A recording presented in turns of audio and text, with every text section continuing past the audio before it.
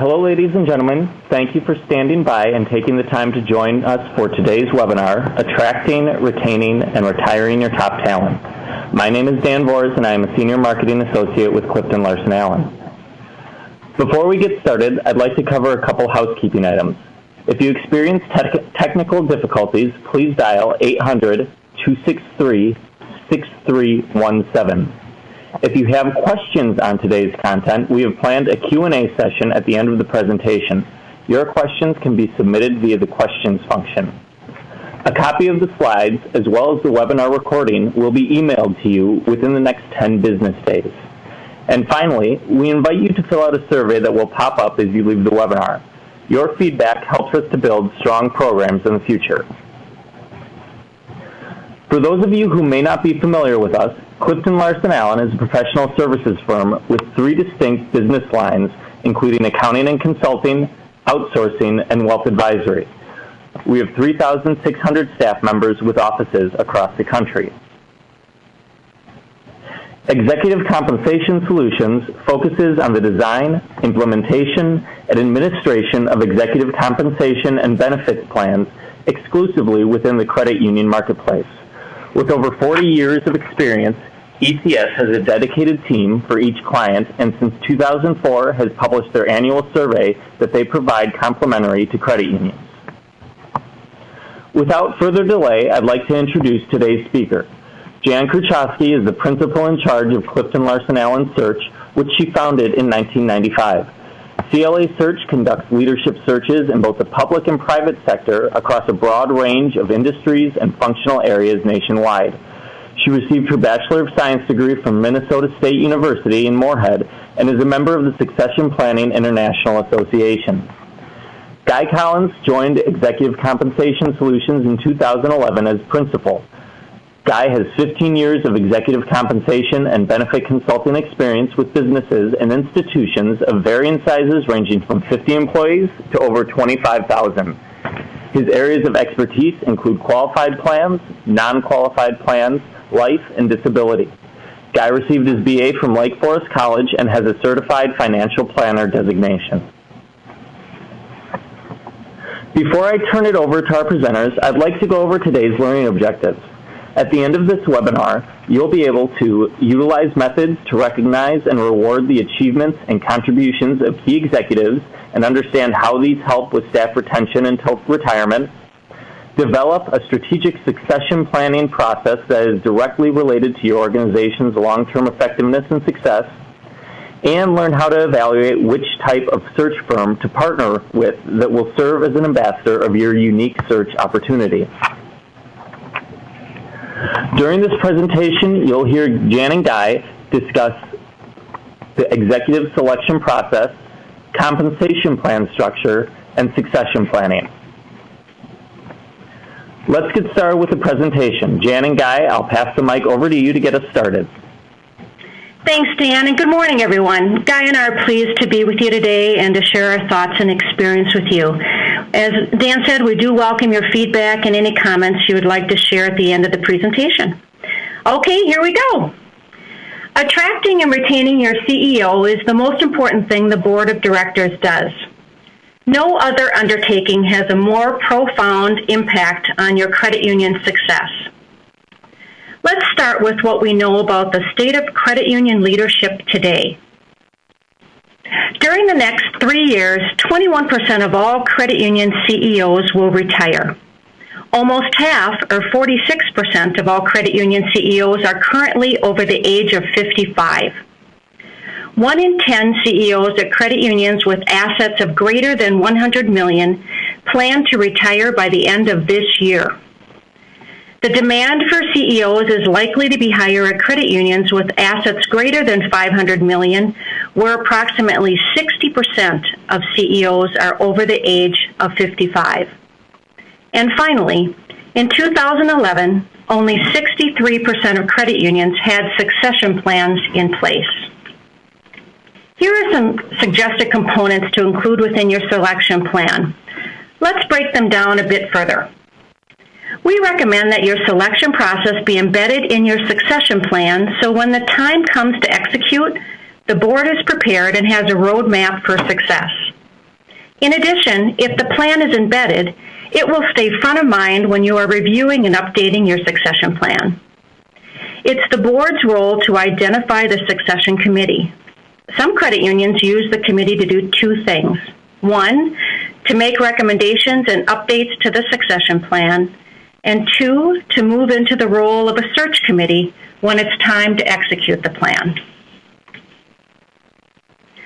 Search committees are typically made up of 3 to 5 directors. When planning for the committee structure, keep in mind that the board chair and incoming chair should serve as 2 of the members. In order to ensure an effective and successful committee, the rest of the committee should be comprised of directors who are vested in and committed to engaging and completing the search process. The chair of the search committee, typically the board chair, but not necessarily required, has a vital role in ensuring the ultimate success of the search. The chair leads the process and guides the committee to ensure everyone and everything is moving forward. Whether the board decides to conduct the search on their own or decides to engage a search firm to assist with the process, developing the slate of candidates and interviewing and evaluating those candidates for board consideration are the 2 critical components of their duties as a search committee. In addition, if it's the board's decision to retain a search firm, the search committee plays the lead role in identifying the firm that will partner with them on this journey. The search committee should target a slate of 3 to 5 candidates to interview as semifinalists, with the goal of narrowing down the slate to 2 finalists that will be presented to the board. Once this determination has been made, the search committee's role is complete, and they move back into their director role, and the interview process moves forward to the full board. If the board is in a position where there's a planned succession, the current CEO plays a significant role in supporting the board with providing their knowledge of the day-to-day operations of the credit union to the final 2 candidates. In meeting with the CEO, the finalists will always want to know more about the board, the senior management team, the financial status of the credit union, etc., and whether or not there may be any surprises that surface after they're on board. The incumbent is also responsible for developing and recommending a transition or onboarding plan in conjunction with the board. Even though the board is ultimately responsible for a successful transition, it'll be the current CEO who will likely play a significant role in the onboarding of the new CEO. As part of your selection plan, make sure this is handled with the highest level of professionalism. The newly hired CEO should feel as if you've been planning for their arrival for a long time. As I mentioned earlier, consider having your search committee serve as your succession committee so they can ensure the transition plan is structured and implemented well. Transition timelines vary greatly from credit union to credit union. One of the boards we worked with believed that the legacy CEO who had been with their organization for over 35 years would need at least 6 months to transition the new CEO. Although we were successful in reducing that to 60 days, the board remained very apprehensive. On average, we recommend no longer than 30 days, assuming that the incumbent has completed any significant projects such as mergers or acquisitions, building projects, etc. Now back to my client example. 6 days after the new CEO started their position, the board chair received a call from the incumbent indicating that the new guy is ready to go on his own. I will be available for him, but he doesn't need me around to do this. So needless to say, the board couldn't believe it, but trusted the outgoing CEO. That was 4 years ago, and the new CEO couldn't be doing better. Communication plans are a critical piece of the overall selection plan. It should be detailed and well documented, so when the need arises, you are prepared to implement the plan. The communication plan should consist of both an internal and external strategy to announce both the retirement or resignation of the CEO and the board's plan for the succession. In addition, the emphasis on confidentiality throughout the selection process is critical. By controlling the communication of the transition, this will afford you the opportunity to get ahead of the message to ensure it is being delivered correctly and to the appropriate audiences at the appropriate time. Letting employees, valued members, and the community know of the transition provides all of the constituents the comfort that the board is managing the process to the benefit of all. We recommend the board develop a position profile as a foundation of your search. It doesn't include details such as specific experience, education, etc., but functions as a high-level and broad outline of what performance is expected from the new hire. As you know, each and every board has a unique composition of directors. Some have extensive experience with the selection process, and unfortunately, some don't. For those who are not as comfortable with the selection process, a more defined position description may be necessary. Boards typically look to the incumbent to help develop the specific criteria to ensure success. If you've decided to engage a search firm, they will assist the board with this process as well. In addition to your position profile, we recommend that you develop a list of critical success factors that include the required core competencies and those factors that will ensure alignment with your credit union's culture and chemistry. The competencies or hard skills are typically easier for a selection committee to vet. When we move to the areas of culture and chemistry, or the soft skills in the interview process, boards tend to move outside their comfort zone fairly quickly and are typically more challenged to get at and confirm the qualities that will truly improve the odds of success with the candidates they're considering. Our experience has shown that most organizations will give on the competencies of a candidate as long as those candidates excel in the areas of culture and chemistry. Make sure the filter you use to establish both your position profile and your critical success factors is your strategic plan. All candidates should be screened through the lens of your credit union's goals and objectives. We cannot emphasize enough how important the due diligence phase of the selection process is.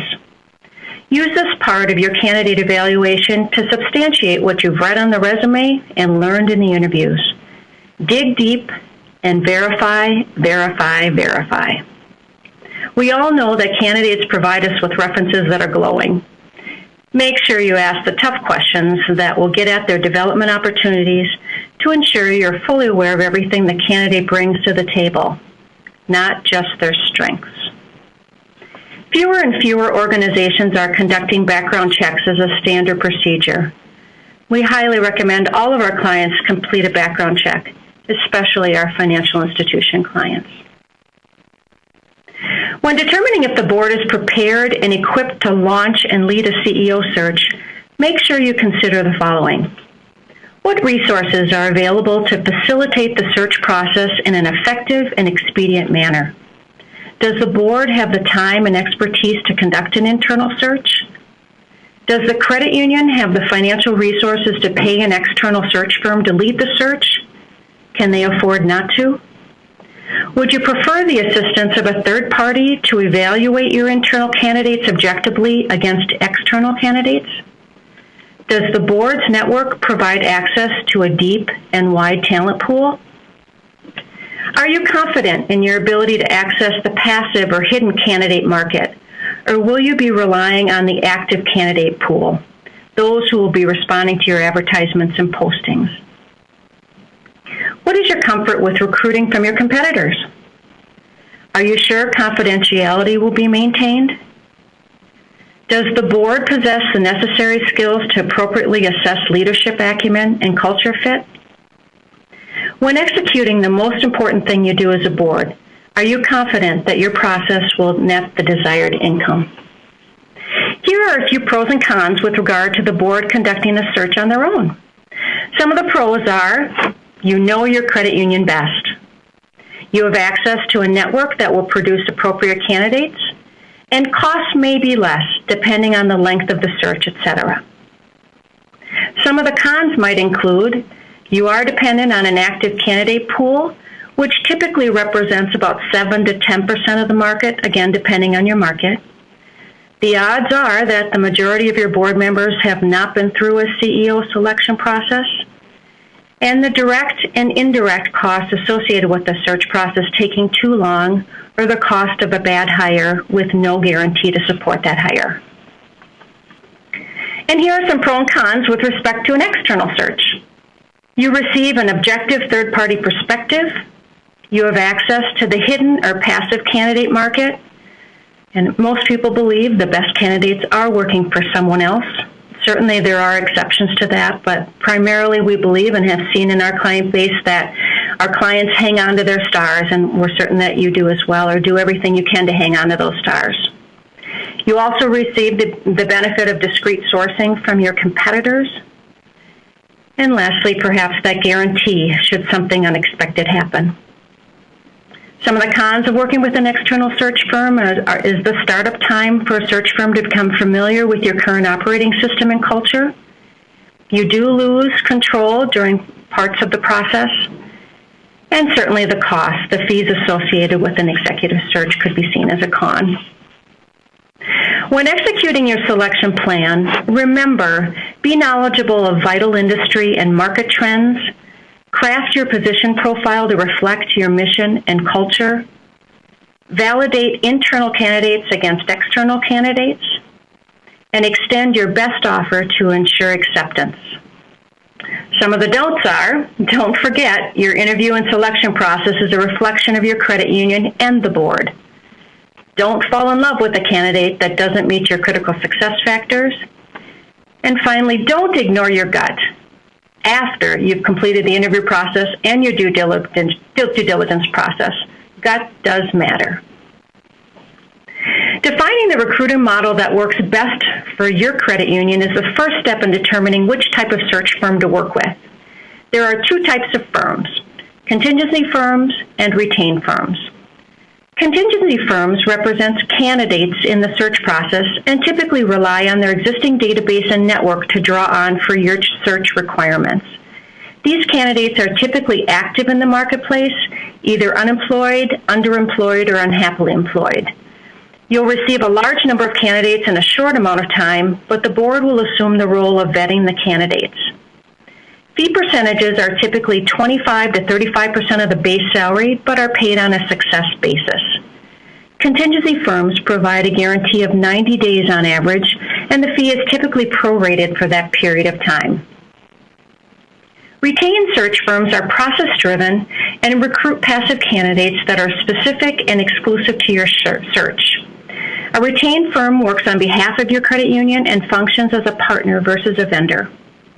The process includes upfront time to learn about your credit union's culture, management structure, strategic direction, leadership styles, etc., and includes an in-depth interviewing and vetting of candidates to present a final slate of typically 3 to 5 for you to interview. In addition, retained firms maintain an ongoing relationship throughout and following the completion of the search. Standard fees are 1/3 of the first year's cash compensation, paid in installments, and guarantees are typically 1 year. Executive searches almost always include internal candidates, and retained firms are best equipped to maintain this critical aspect of the search. We recommend that for CEO, strategic, and critical hires that you strongly consider using a retained firm that you connect with, have confidence in, and provides you with a process to ensure success. According to multiple studies conducted in the area of turnover costs, the estimates for executives range from 40 to 150% of the individual's annual cash compensation. These are big numbers that can't be ignored. A well-defined and executed selection process not only helps to reduce the odds of a bad hire and mitigate the costs associated with it, but should assist the board with ensuring the best candidate is selected. The market for quality CEOs continues to be tight. As you interview and vet your slate of candidates, be sure to confirm their interest in joining your credit union. Does your mission and values resonate with them? How and why? Are they an inspirational leader who connects with your culture and people? Does your opportunity represent the next step in their career? And will your compensation and benefits package attract the best candidates? Be the credit union that attracts CEOs who will successfully execute your strategy and who will be the leader your credit union staff wants to work for. Now Guy will share his experience and knowledge with you regarding executive compensation. Thanks, Jan. And as you mentioned, you want to retain your stars, and that's exactly what we're going to talk about today, is how to retain, but not only retain, how to reward and incent your stars. From a best practice standpoint, before we start to look at salary or bonus or long-term incentive retention plans, it's best to start with a compensation philosophy document. This is a formal document. If you want to think about it, it's the mission statement for how the credit union approaches executive compensation. It's going to provide a guidepost and a reference for future compensation decisions. It's a great opportunity, especially when you're bringing in new talent, to make sure that the goals, the strategic goals of the credit union, are aligned with how the base salary, short-term bonus, and long-term incentive plans are arranged. And it will address all the components of compensation: base salary, bonus, perquisites, qualified plans, and certainly non-qualified plans. This brings us to our first polling question, and we'll give you about 30 seconds to answer this question once it's up on the screen. The question: does your credit union have a formal compensation philosophy? Please choose either yes or no on your screen, and we'll discuss the results we'll see the results after they come up. That corresponds, 56% have answered yes, and that corresponds with what we typically see out talking with credit unions. Our goal is to try and move that to 100%. It's just going to provide strategic direction, clarity with respect to the hows and the whys around executive compensation. So you've done the search, you've done the research required, and you've brought in the talent. Now, how do you compensate them, and how do you structure the elements of compensation?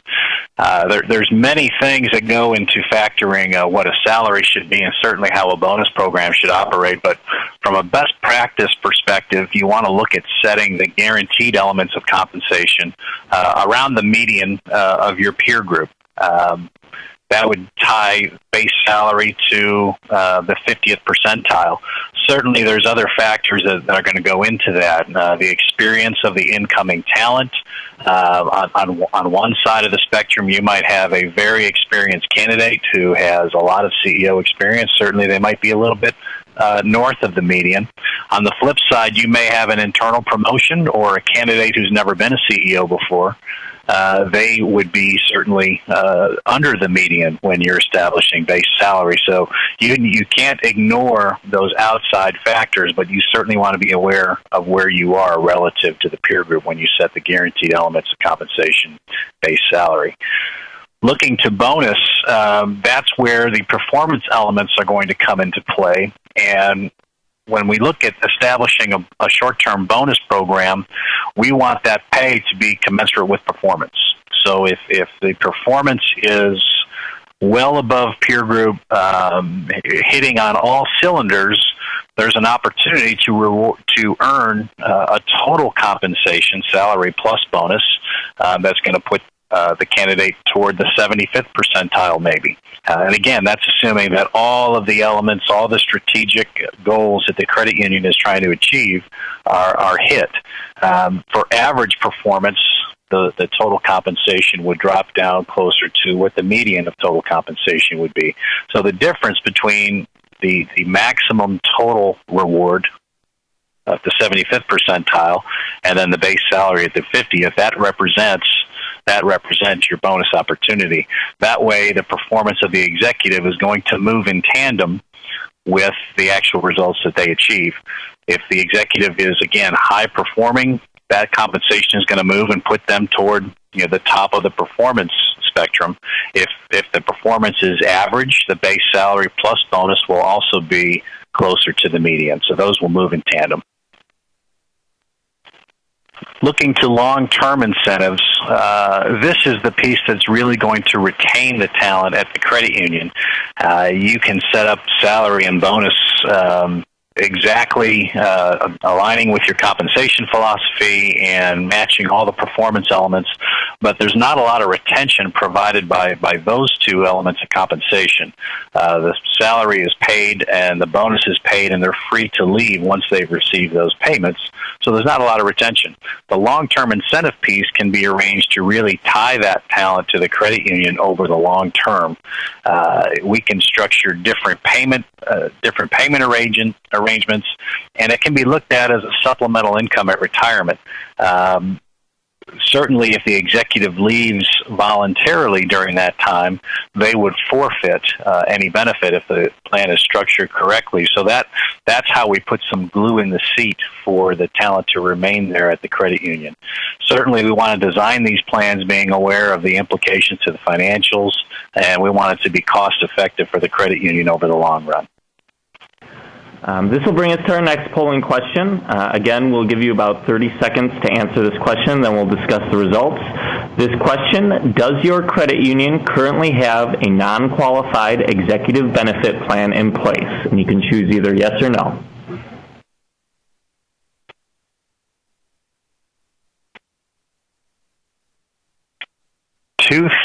Results are two-thirds looks like has a non-qualified benefit plans in place. That's slightly more.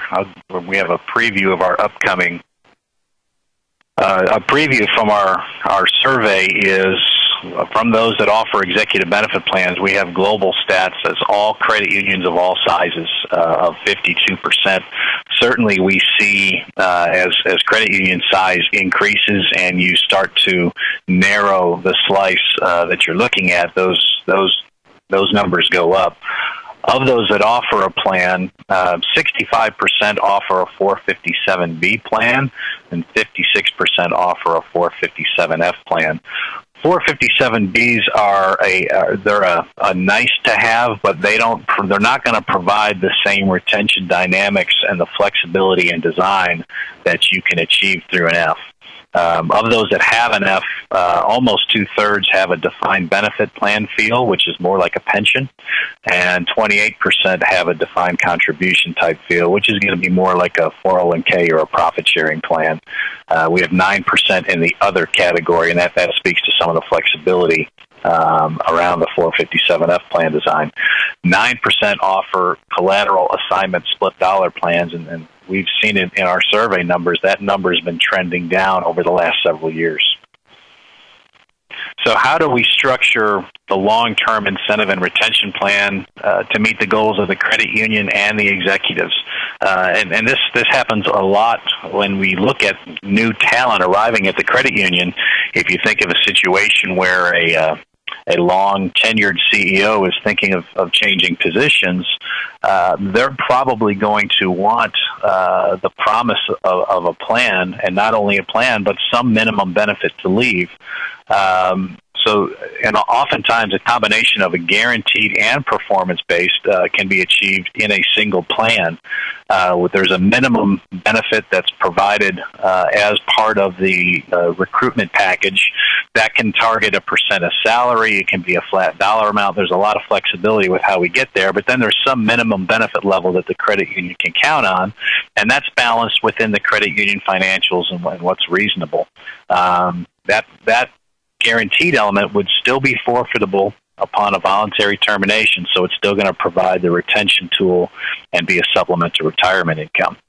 You can layer on top of that the performance-based option, and that can be tied to, we've had clients that tie those to annual goals. We've had clients that tie those to a longer-term strategic plan, completely flexible. It really depends on how the board wants to tie the financial reward for the executives with the strategic goals of the credit union.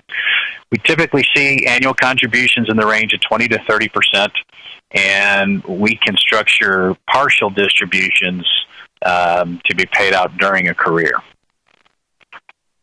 Certainly, we want to be mindful of the impact of any plan on the credit union and the financials, and we need to be careful to strike the right balance of what's reasonable, competitive, but then what's also affordable.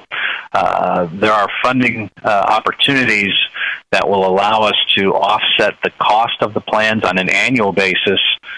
We can achieve returns greater than the average returns in another asset category. But more importantly, we provide for the recovery of the outlay for the benefits, and additionally, we recover the outlay for the funding and a time value of money. This is the only way to make members whole. There are other ways that you can set aside paying an obligation, but typically those involve a sinking fund approach to funding, and then when the benefits due, that money is out the door. It's still in that outflow for the credit union. It's important that we recover all those costs so that the members are whole and the credit union is whole over time, earning a return on the benefit outflows and the funding vehicle. There's also diversification within the credit union portfolio's assets. There are different things that we can tie to that might be a little bit more independent to interest rate changes and have guarantees that are going to positively, incrementally increase the asset, because that liability increase on the expense statement is going to be pretty reliable. You want both of those to increase in tandem so that they offset. So it's really important that we structure that where we're mitigating that annual cost and providing recovery for the credit union over the long term. Jan now is going to talk about, now that we've retained our talent and we've acquired our talent, how do we plan for that talent's ultimate retirement and departure? Thanks, Guy. Succession planning reinforces the board's commitment to the credit union's strategic goals and objectives.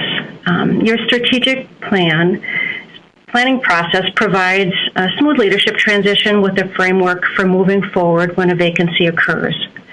In addition, strategic planning is really a strong indicator of good governance and management and should be a priority for your credit union. Both internal and external stakeholders view stability at the top as a key indicator of organizational well-being. Transitions that don't appear to be well planned may draw unwanted conclusions as to whether or not the credit union's house is in good order. Your succession plan reduces the risk by ensuring that when your CEO does leave, you're prepared to fulfill the strategic goals and the day-to-day operations, and that member services will continue with minimal disruption. So finally, your succession plan ensures the board is prepared for a transition, whether it's planned or unplanned. There's a clear organizational direction, ensures that future leadership talent is identified and developed, that employee morale improves and key staff is retained, and last but certainly not least, the potential concerns of regulators are addressed. With regard to process, it is the responsibility of each and every director to actively drive and own both the strategic plan and the succession plan in partnership with the CEO. By starting early, you'll find yourself with more options when the planned or unplanned succession occurs. We recommend that you embed the succession plan inside your strategic plan in order to ensure that they align and that both plans are regularly reviewed and updated by the board. If your board is larger than 7 members, we would ask that you consider establishing a succession committee to lead the development of the plan. The executive committee could serve as the leadership of the succession committee, but doesn't need to, but you'll be ready when the need arises to implement the plan. In addition, we recommend that you consider having a succession committee or a sampling of the committee to serve as your search committee. The board or the succession committee should begin the planning process with a high-level review of your strategic plan. In addition, take into consideration the broad and forward-looking view of the business landscape and your credit union's emerging needs. The current industry trends and market trends should also be considered. Your CEO should provide you with relevant and detailed information over and above the monthly board packet regarding the current status of your credit union, including but not limited to existing senior management, talent and the list of potential successors, and a development plan for each of those individuals, what internal resources are available, what is their read on the market conditions, etc. Obviously, this information will vary depending on the size, membership, locations, and breadth of services your credit union offers. With regards to key components of your plan, it should be reflective of your strategy, goals, and objectives. The board and/or the succession committee needs to author the plan. The board and the CEO need to execute the plan, and all key stakeholders need to know it exists. The plan should specify the leadership competencies required for the CEO position and equally specify the critical success factors around chemistry and cultural alignment, as we discussed earlier. Matching the CEO to your strategy is the foundation of succession planning. Remember, succession planning is not a one-time event. It should not be viewed as a regulator-required document that gets written and put on a shelf. Your succession plan should be reviewed and revised annually until you receive the CEO's notification of retirement, and then you should review and revise it quarterly. Doing so will provide the board with a blueprint for a successful transition of your CEO. Our third polling question, which should come up shortly, does your credit union have an unplanned or contingency succession strategy in place for your CEO should he or she resign, be terminated, become ill or pass away, be involved in an accident, etc.? Please select yes or no, and we'll give 20 to 30 seconds for you to answer this. Terrific. 74% of you do. Again, they're going to vary across the board. We have seen contingency plans that consist of 3 executive search firm names and numbers, all the way to a well-defined plan. And obviously, if there's one takeaway from today with regard to succession planning, is to have that contingency or emergency plan in place. As we said, since you can't plan for a disaster, contingency planning is critical. The purpose of formulating this, as you all know, is to reduce your risk by ensuring that when a key executive does leave, for whatever reason, the credit union can continue to run smoothly. Your unplanned succession plan should include the names and positions of the individuals who are prepared to step in as CEO at a moment's notice, should the need ever arise. If the internal interim executive has been identified, how will the roles of the other members of senior management change? How will they be compensated for taking on additional responsibilities? If there is no one internally available or prepared to step in, you should consider securing an interim CEO to work in conjunction with the board chair to keep the day-to-day operations moving forward. This plan will help guide both the board and the credit union through a difficult and critical time when decisions cannot be delayed. And finally, our last polling question. Does your credit union have a planned succession strategy for your CEO's retirement in place? And finally, we'll give you 20 to 30 seconds to answer this. Thank you. Well, it looks like we're meeting the averages from 2011, which I mentioned earlier was 63%. Again, we have seen succession strategies for the planned retirement across the board as well. So good for you, for those of you who have it, and here's an opportunity for those of you who don't to really put one in place so that you're prepared. By definition, planned succession is the process involving the identification and development of candidates for forecasted leadership needs within the credit union. Starting a succession process a few years prior to the CEO's retirement allows for both the board and the CEO time to work through a succession plan that really provides for all constituents, the board, the CEO, internal and external successors, as well as the credit union and the community as a whole. Things for the board to consider when developing this portion of your succession plan. When does the current CEO want to retire based on the terms of their employment agreement? What is the desired overlap period of time with a successor to transfer knowledge? How long should we plan for an executive search process to take? When should it begin? Do you hope to achieve additional outcomes from the search process in addition to securing your new CEO? If your credit union is large enough and fortunate enough to have internal candidates, what further development is needed in order to qualify them as a potential successor candidate?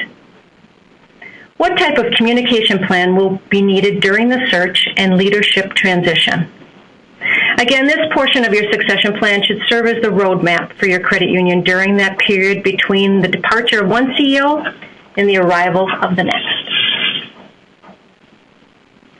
The board's role in selecting the new CEO is really not over when the finalist signs their offer letter and reports for the first day of work. The board is responsible for a smooth leadership transition that is critical to maintain the confidence of both staff and members. It's reported that 30 to 50% of new CEOs fail within their first 18 months, and 21% of CEO candidates promoted from within fail.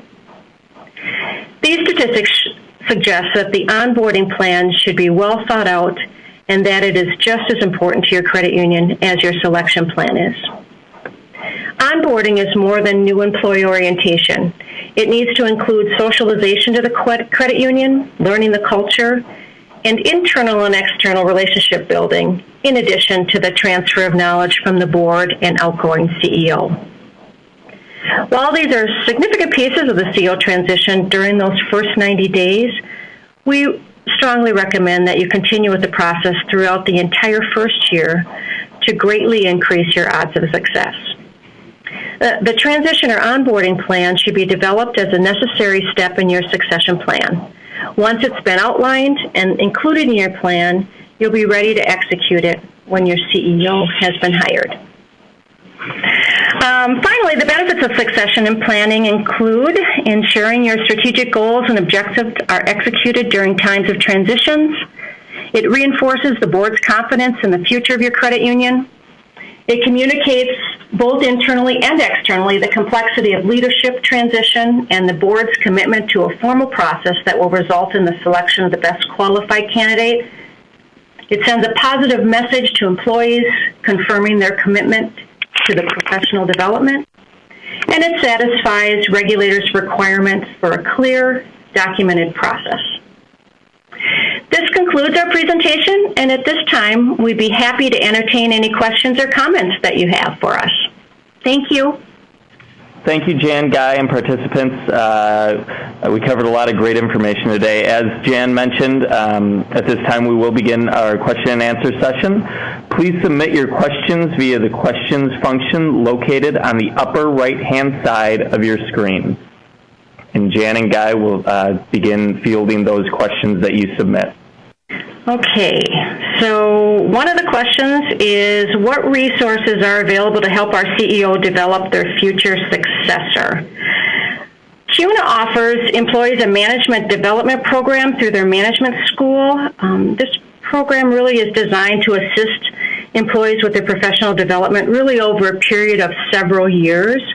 So if your credit union has identified some line people internally who are interested in and you believe have the talent or skill set for management, this really is an excellent resource to assist them in developing their leadership skills. So we would recommend checking that out and providing that for your staff. I have a question from an attendee that had asked about the coverage of other executives or just the CEO. And we are seeing an increasing trend of covering the whole executive team. It's approaching 2/3 of the plans out there. And the reasons behind that are sometimes you'll have at least the potential next CEO as part of that executive team, and it's important to keep those folks there just as it is it's important to keep the CEO there. At the same time, if you can imagine a CEO transition will go much more smoothly if the rest of the executive team has been together for a while and is seasoned, rather than turnover at the CFO, COO, CFO position all within a few-year period. So it's becoming increasingly important for credit unions to keep that entire senior executive team together. Another question is, where can we get help writing a succession plan? Certainly, CUNA offers tremendous value in this area. They've have resources internally that can help you facilitate that process. And of course, I would be remiss if I didn't share with you that we'd be happy to help you through that process as well. But it is, as we mentioned through the presentation, it's really, really critical to have both a planned and unplanned process in writing, so that if, heaven forbid, something should happen, and I can tell you that I've been with CliftonLarsonAllen for 19 years, and I have had 3 calls where the board chair has shared with me that either their CEO was in an accident and passed away, or they passed away unexpectedly. So it does happen, and we just say plan for the worst and you're prepared. And so either through CUNA or certainly we would be happy to help you facilitate that process. Another question we have must be from the 1/3 that don't have their plan quite in place yet, but regarding, and I guess it could affect the 2/3 as well, but if you don't have the leadership talent in-house, if they don't necessarily have the capabilities to step in and operate the credit union in the absence of the CEO, what should we do? A couple of things come to mind. And first, if there's not a detailed contingency plan in place, we think there are about 2 options for you to consider. First is to have the executive committee of your board step up, and likely the board chair step into that role on a short-term basis to ensure as little disruption as possible. They'll need to quickly assess what skills and resources are available in the credit union with the senior management team, and then figure out how they can plug in and add value. Then the senior management team should assist with the ongoing documentation in the areas that they can handle, and direct the executive committee, again, to step up and fill the gaps. That's not ideal. Boards are supposed to be serving in a governance capacity. So the second option would be, while that interim scenario is happening, the less than ideal scenario is happening, is to do a search for an interim CEO in the external market. This will require some time, and obviously evaluating those candidates to slide into that role. But it does free up the board to move back into their governance role. And then it helps with the executive committee to put that plan in place to kind of keep the lights on while you're searching for that interim. So probably the best option is maybe a little combination of both, an external interim and the executive committee of the board helping to manage the process. And again, this allows the board to stay in their governance role, and the interim to do the day-to-day management of the credit union. We have a question about vesting in payments at retirement, and under 457F, we have flexibility to actually structure payments periodically throughout the working lifetime of an executive. It doesn't necessarily have to be all paid at age 65 or retirement. And actually, we feel that creates a stronger reward and retention dynamic. If you think about a 45-year-old executive, if you promise benefits all at age 65 versus paying those out incrementally along the way, kind of the carrots, if you will, they're going to respond very differently to being recruited if that payment is 20 years in the future versus there's a payment on the table right now that they'd be forfeiting that's payable in a couple years or 3 years. So we think, you certainly can do it. That flexibility is there, but we think that it actually creates a stronger reward and retention dynamic for the executive team. There's another question from our guests regarding how long typically does a retained search take to fill a position. Again, depending on the level of search, but on average, search takes 90 to 100 days. A lot of factors come into play with that, and it is the location of your credit union, the reputation of your credit union, and the available candidate pool at that particular time. And so as we mentioned earlier on, there is an aging population in the CEO candidate. So depending on what the strategy is of your credit union and what the profile of that next CEO is, could impact the availability of talent. So We encourage boards to, again, get ahead of the curve and start to have the conversation. And as you're evaluating which search firms to work with, do a thorough process, and that may take a month or so.